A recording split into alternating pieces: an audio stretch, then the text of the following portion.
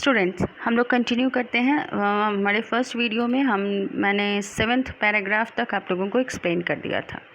Now move to para 8। In 1900, at the age of 21, Albert Einstein was a university graduate and unemployed. ये कहा जा रहा है कि ये ईयर कब का था? 1900 का, 1900, और उस समय उनकी उम्र कितनी थी? He was 21 years old. Albert Einstein was a university graduate, यानी उन्होंने अपना ग्रेजुएशन कंप्लीट कर लिया था। ग्रेजुएशन मीन्स आप लोग जब 11th करते हो उसके बाद 3 साल का कोर्स होता है। किसी भी जो स्पेशलाइज सब्जेक्ट में आप करते हो तो आप उसमें फ़िज़िक्स ले सकते हो, केमिस्ट्री ले सकते हो, कोई आर्ट सब्जेक्ट ले सकते हो, और उसको कंप्लीट करने के बाद 3 साल की पढ़ाई होती है और वी बिकम ग्रेजुएट। तो वो ग्रेजुएट हो गए एंड अनएम्प्लॉयड। लेकिन उन्होंने ग्रेजुएशन तो कर लिया but he was unemployed. He worked as a teaching assistant, gave private lessons, and finally secured a job in 1902 as a technical expert in the patent office in Bern. और क्या हुआ कि उन्होंने टीचिंग असिस्टेंट के रूप में भी काम किया उसके बाद, and give private lessons also, private lessons भी दिए, और फाइनली 1902 में he got a job in burn. और वो जॉब किस चीज़ का था? एक टेक्निकल एक्सपर्ट का। उनका उसमें काम क्या था? He got the job of a technical officer in a patent office in Bern.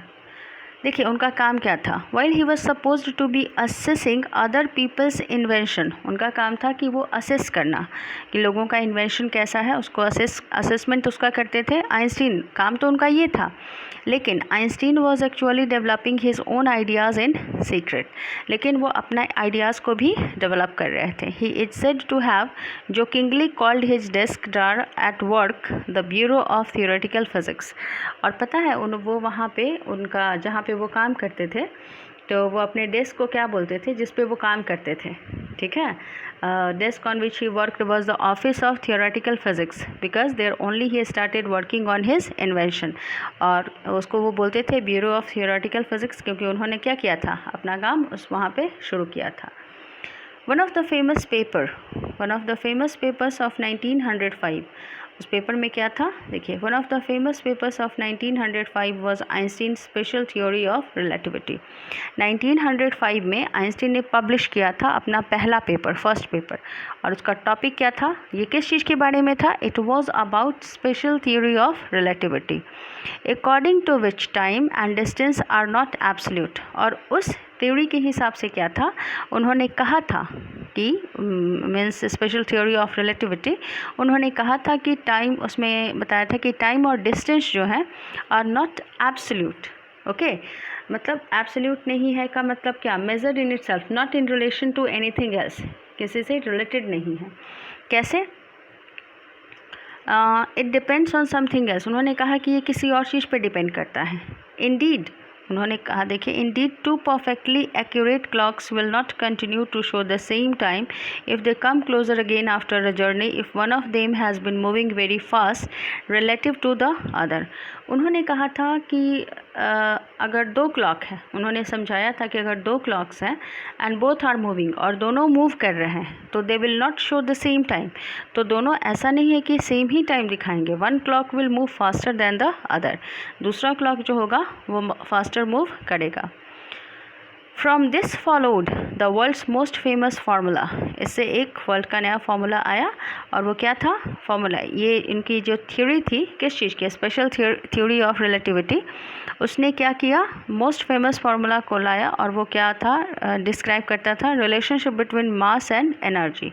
और वो फार्मूला क्या था students? E is equal to mc²। इसमें क्या था? देखिए, जहाँ पे हो गया आपका, देखिए, this theory of relativity gave us this basic formula. और ये बेसिक फार्मूला क्या था?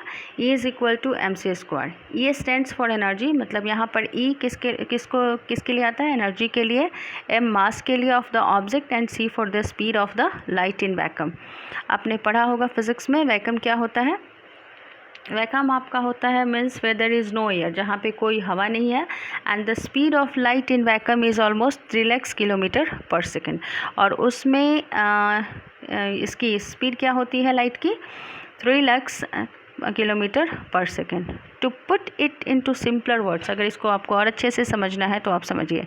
इन्होंने कहा था, यहाँ पर आपका दिया हुआ है, देखिए, when you sit with a nice girl, जब आप किसी नाइस गर्ल्स के साथ बैठते हो for 2 hours, it seems like 2 minutes, तो आपको समय का पता ही नहीं चलता। सिम्स लाइक 2 minutes मीन्स क्या, आपको पता ही नहीं चलता है टाइम का। लेकिन अगर आपको when you sit on a hot stove for 2 minutes, it seems like 2 hours। That's a relativity. ये किसका कहना था? एल्बर्ट आइंस्टीन का।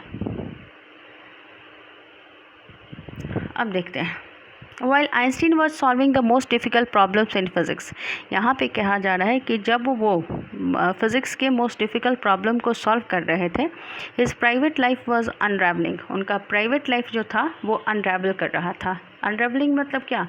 Starting to fail. क्या हुआ था देखिए, Albert had wanted to marry Mileva right after finishing his studies. वो चाहते थे कि वो मिलीविया से शादी करें, जिसके बारे में हम लोगों ने पढ़ा था कि वो फेलो स्टूडेंट थी और कहाँ की थी? सर्बिया की थी, और दोनों एक दूसरे से ही प्यार करने लगे थे। But his mother was against it, लेकिन एल्बर्ट आइंस्टीन की माँ जो थी वो मिलीविया को पसंद नहीं करती थी इसके पीछे, और इसलिए वो चाहती थी, वो इस शादी के अगेंस्ट थी। वो चाहती थी कि एल्बर्ट उससे शादी नहीं करे। She thought Mileva was 3 years older than her son was too old for him. Mileva in fact जो थी उनसे कितने साल बड़ी थी? उनसे 3 साल बड़ी थी, और उनकी माँ के लिए ये बहुत ज़्यादा था। एक और रीज़न था जिसके कारण उनकी माँ मिलीविया से एल्बर्ट आइंस्टीन की शादी के अगेंस्ट थी, और वो क्या था?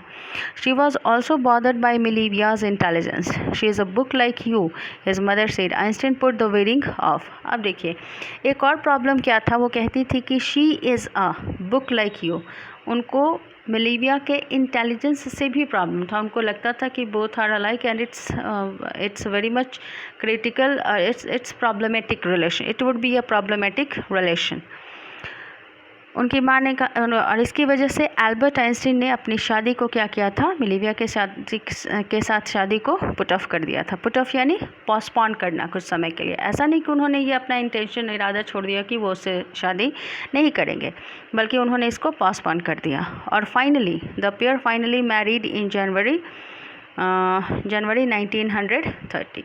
1903, और उन्होंने शादी कर ली थी। कब?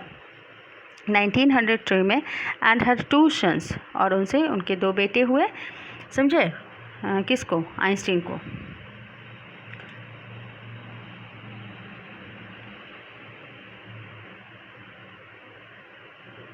सी but a few years later the marriage faltered. जैसा कि उनकी माँ ने सोचा था, ये शादी वीक होने लगा, ये शादी अनसक्सेसफुल प्रूफ हुआ। मिलीविया का क्या था कि meanwhile was losing her intellectual ambition. She was very much intelligent, no doubt. तो उसका एम्बिशन जो था वो कमज़ोर होने लगा, और ये किस चीज़ का कारण बन गया? अनहैप्पी मैरिज का। And she became unhappy housewife after years of constant fighting. फिर उन लोगों में फाइटिंग होने लगी, बहुत सारे डिफरेंसेस होने लगे। तो इससे क्या हुआ कि फाइनली उन्होंने एक दूसरे से अलग होने का डिसीज़न लिया, और वो डाइवोर्स हो गए। कब? 1919 में। Both of them got separated, वो लोग अलग हो गए। Einstein married his cousin Elsa the same year, और उनसे अलग होने के बाद आइंस्टीन ने दोबारा शादी की, और इस बार उन्होंने किससे शादी की? अपने कज़िन से, जिसका नाम क्या था? Elsa. Albert Einstein married the second time and he married his cousin Elsa. अब यहाँ पर देखिए, कहा जा रहा है कि आइंस्टीन न्यू पर्सनल चैप्टर को coincided with his rise to world fame. दोनों चीज़ें एक साथ हुई। को इंसाइडेड, यहाँ पर ये जो लाइन है इसका मतलब देखिए, पर्सनल चैप्टर को इंसाइडेड विथ, यानी ये दोनों चीज़ें एक साथ हुई। उनका वर्ल्ड लेवल पे फेमस होना और उनकी शादी। In 1915 he had published his general theory of relativity. उन्होंने अपना थ्योरी पब्लिश किया। कब? 1915 में। Which provided a new interpretation of gravity, और जिससे ग्रेविटी को एक नया इंटरप्रिटेशन मिला। Okay. An eclipse of the sun in 1919 brought proof that it was accurate। और जब सोलर इक्लिप्स हुआ, कब? 1919 में, तो ये प्रूफ हो गया कि एल्बर्ट आइंस्टीन का जो जनरल थ्योरी ऑफ रिलेटिविटी था वो क्या था, करेक्ट था। एक्यूरेट का सिनोनिम्स क्या हो गया students, correct. Einstein had correctly calculated in advance, उन्होंने पहले ही बता दिया था advance the extent to which the light from fixed stars would be deflected through the sun's gravitational field. उन्होंने बताया था, एग्जैक्ट बता दिया था कि कितना डिफ्लेक्शन होगा। Deflected means change direction because it hit something, तो उन्होंने बता दिया था पहले से ही। Calculated in the year 1915 that in the year 1919 there would be a solar eclipse, उन्होंने बता दिया था कि सोलर एक्लिप्स भी होगा और इसके कारण the apparent position of the star would change to some extent, ये भी बता दिया था कि स्टार्स के जो पोजीशन है उसमें चेंज हो गए और उनका कैलकुलेशन सही भी था। So it was announce that Albert Einstein's work was a scientific revolution. The newspaper through the sun's gravitational force, the newspapers proclaimed his work as a scientific revolution। कहा कि ये प्रोक्लेम्ड हो गया कि उनका जो थ्योरी था वो क्या था, साइंटिफिक रेवोल्यूशन था।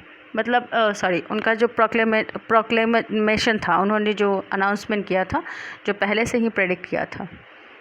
Einstein received the Nobel prize for physics in 1921। Student याद रखिएगा कि उनको नोबेल प्राइज़ कब मिला था, 1921 में, and he was showered with honours and invitation from all over the world. He was showered यानी बहुत सारे उनको रिवॉर्ड्स मिले, ऑनर मिले, and loaded by the press, और बहुत सारे प्रेस ने उनकी प्रशंसा की, बात भी ऐसी थी।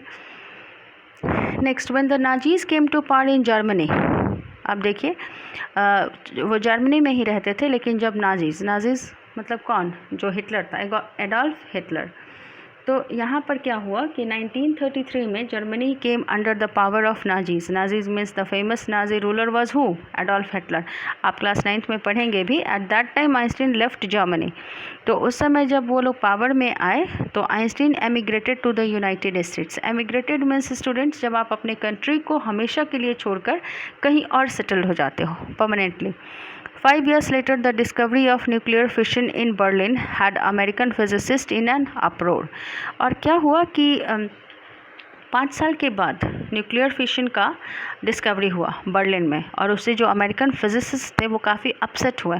In an अप्रोर means very upset. अब देखिए क्या चीज़ हुआ। अब ये जानते हैं कि न्यूक्लियर फिशन क्या होता है। ये प्रोसेस होता है जिससे कि न्यूक्लियर बॉम्ब या एटॉमिक बॉम्ब बनाए जाते हैं। This process was prepared in Berlin, और ये कहाँ हो रहा था, बर्लिन में। Many of them had fled from fascism, उसमें से बहुत सारे लोग जो साइंटिस्ट थे, फिजिसिस्ट थे, वो वहाँ से चले गए।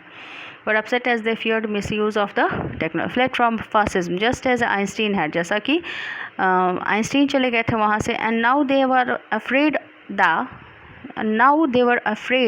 The Nazi could build and use an atomic bomb, और उनको ये डर था कि नाजी जो थे वो क्या करेंगे, इस टेक्नोलॉजी का मिसयूज़ करेंगे। ठीक है, अब देखिए एट द अर्जिंग, इन्होंने क्या किया। At the urging of a colleague, Einstein wrote a letter to the American President Franklin D. Roosevelt। उस समय अमेरिका के प्रेसिडेंट कौन थे, ये फ्रैंकलिन डी रूजवेल्ट। तो उन्होंने एक लेटर लिखा, डेट क्या था, 2 अगस्त 1939, इन विच ही वार्नड, जिसमें उस लेटर में उन्होंने वार्न किया था कि अगर उस तरह का एक भी बॉम्ब बनाया गया और एक्सप्लोड किया गया पोर्ट पे, तो ये डिस्ट्रॉय कर देगा the whole port together with some of the surrounding territory. इन्होंने उस लेटर में लिखा, वार्न किया रूजवेल्ट को कि अगर ये बॉम्ब हो गया सफल और इसको एक्सप्लोड किया गया पोर्ट पे, तो ये सिर्फ पोर्ट को ही एक्सप्लोड नहीं करेगा, बल्कि आसपास के जो सराउंडिंग्स हैं, जो सराउंडिंग्स टेरिटरीज़ हैं जो उसको सराउंड किए हुए हैं, वो भी क्या हो जाएगा, वो भी डिस्ट्रॉयड हो जाएगा, बर्बाद हो जाएगा। ठीक है, दिस शोज़, और देखिए ये क्या बताता है, ये लाइन बताता है कि he was worried about the people also. इसीलिए कहा गया है कि उनका एक और साइड था, ह्यूमैनिटेरियन एट्रीब्यूट भी उनमें था। His words did not fail to have an effect. अब देखो स्टूडेंट क्या हुआ कि उन्होंने जो ये लेटर लिखा, तो कहा जा रहा है कि हिज वर्ड्स यानी जो लेटर में इन्होंने बातें लिखी वो ऐसा नहीं हो कि उसका इफ़ेक्ट नहीं हुआ, उसका इफ़ेक्ट हुआ, लेकिन हाँ इन्होंने जो सोचा था उसका निगेटिव इम्पैक्ट पड़ा उस लेटर का। क्या हुआ देखिए, the American develop the atomic bomb in a secret project of their own. American ने अपना खुद का बॉम्ब तैयार किया and dropped it on the Japanese cities of Hiroshima and Nagasaki in August 1945। हालांकि वो उन लोगों ने तो नहीं गिराया, लेकिन अमेरिकन ने क्या किया कि अपना एक बॉम्ब तैयार किया, डेवलप कर लिया atomic bomb, and dropped it on 2 cities of Japan. और वो 2 सिटी कौन थे? Hiroshima and Nagasaki. The Germans had just develop the atomic bomb. Germans ने सिर्फ डेवलप किया था, लेकिन they did not use it. उन्होंने कभी यूज़ नहीं किया किसी कंट्री पे, बट अमेरिका डिड, अमेरिका ने किया। अब देखिए, Einstein was deeply shaken by the extent of destruction. जो उस एक्सटेंट, मतलब हम सारे लोग जानते हैं कि इसका बहुत ही बैड इम्पैक्ट पड़ा और ये बहुत बड़ा डिस्ट्रक्शन था, तो ये बहुत डीपली शेकन हो गए इस चीज़ से। This time he wrote a public missive to the United Nations. Students, missive word use करते हैं लेटर के लिए जो स्पेशली लॉन्ग और ऑफिशियल होता है। तो इन्होंने यूनाइटेड नेशंस को एक लेटर लिखा और इसमें इन्होंने प्रपोज़ किया लेटर में कि एक वर्ल्ड गवर्नमेंट बनाया जाए। लेकिन अनफॉर्चुनेटली स्टूडेंट, जैसा unlike the letter to Roosevelt, यानी रूजवेल्ट को इन्होंने जो लेटर लिखा था उसका तो इफ़ेक्ट पड़ा, भले ही निगेटिव ही था, लेकिन इस लेटर का कोई इफ़ेक्ट नहीं पड़ा। This one made no impact, यानी दिस वन मतलब ये लेटर का कोई इम्पैक्ट नहीं पड़ा। But over the next decade Einstein got ever more involve in politics. लेकिन आइंस्टीन जो थे पॉलिटिक्स में बहुत ज़्यादा इन्वॉल्व हो गए, agitating for an end to the arms buildup and using his popularity to campaign for peace and democracy. और उन्होंने अपने इस पॉपुलरिटी को यूज़ किया लोगों को इस चीज़ को परsuade करने में कि किस चीज़ का काम, कौन सी चीज़ बंद हो, तो आर्म्स बिल्डअप का। और उन्होंने अपनी पॉपुलरिटी को यूज़ किया किस चीज़ के लाने के लिए? पीस फैलाने के लिए और democracy. When Einstein died in 1955। Students, Einstein की डेथ कब हुई थी? 1955 में, एट द एज ऑफ 76, जब वो 76 ईयर्स के थे। He was celebrated as a visionary and world citizen as much as a scientific genius. उस समय तक उनको वो किस रूप में जाने गए? वो एक विजनरी के रूप में देखे जाते थे। विजनरी यानी वैसा person who can think about the future in an original and intelligent way, तो उस तरह से वो सोच सकते थे। तो इसीलिए कहा जाता है कि Einstein could foresee the future when he died in 1955 at the age of 76। जब वो एक्सपायर किए थे तो उस समय वो देख सकते थे फ्यूचर को। The world celebrated him as a visionary, he was a world citizen and a scientific genius too. Okay students, ये आपका यहाँ पे लेसन कंप्लीट होता है। अगर कोई प्रॉब्लम हो तो आप कमेंट बॉक्स में लिख सकते हो, ठीक है।